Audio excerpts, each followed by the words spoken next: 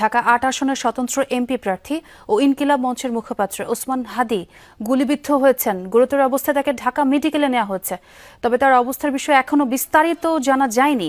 বিকেলে রাজধানী পুরানা পল্টন এলাকায় অজ্ঞাত বন্দুকধারী মোটরসাইকেলে এসে ওসমান হাদিকে গুলি করেছে বলে প্রাথমিকভাবে জানা গেছে।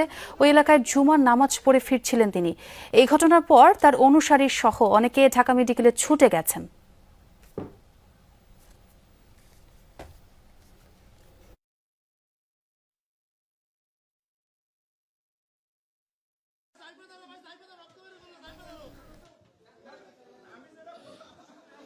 দর্শক, আমরা তার অবস্থা জানবো। ঢাকা মেডিকেল কলেজ হাসপাতালে আছেন আমার সহকর্মী তানভীর মৌসুম। তানভীর, শুনতে পাচ্ছেন নিশ্চয়ই? হাদের উপর হামলার ঘটনার বিষয়ে আপনার কাছে কি তথ্য আছে? কোনো কিছু জানতে পারলেন কিনা? তার এখন কি অবস্থা? চিকিৎসকদের সঙ্গে আপনার কথা হয়েছে কিনা একটু জানাবেন আমাদের, সার্বিক খবরাখবর।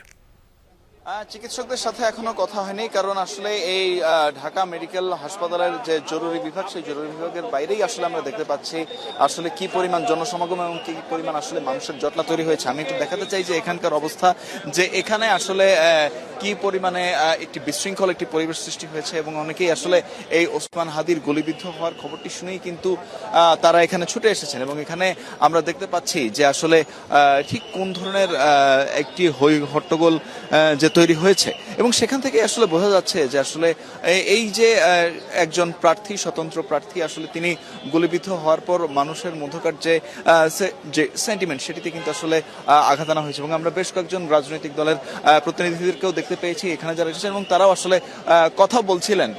এবং অবশ্যই তারা এই যে এই হামলার ব্যাপারটিকে আসলে খুবই ন্যাক্কারজনক বলছিলেন, এবং এই হামলাকে তারা কাপুরুষোচিত হামলা বলেও গণ্য করছিলেন। সেটি আমরা দেখতে পেয়েছি মানুষজনের মধ্যকার যে প্রতিক্রিয়া, সেই প্রতিক্রিয়ার মধ্যে। এবং এই যে প্রতিক্রিয়াটি কিন্তু এখান থেকেই কিন্তু আসলে যে ওসমান হাদি, আমরা দেখেছি যে আসলে জুলাই গণ অভ্যুত্থানের পর তার যে ভূমিকা এবং তার যে জনপ্রিয়তা, সেটির আসলে ঠিক কি ধরনের প্রভাব ফেলেছে সেটি কিন্তু আমরা দেখেছি। এবং আমরা এখন একজনের বক্তব্য নিতে চাচ্ছি।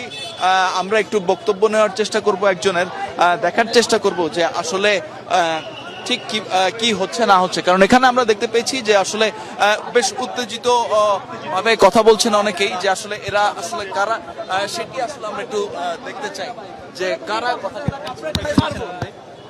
আমি যে জায়গায় যাবো 50 জন আমার লগে আইবো, তোর কেউ লাগবো না। আমার ভাই এত সাহসী, আমার ভাই জানের মায়া নাই। উনি তো বলে গেছে যে এক দেশে এক ওসমান হাদি আছে, আরো আইবো। আমার ঘরে মারলে কিছু হইব না, কিন্তু আমার ঘরে বাড়ি মারবো কি লেগা? সত্য কথা বলা কি দোষ? সত্য কথা বলা কি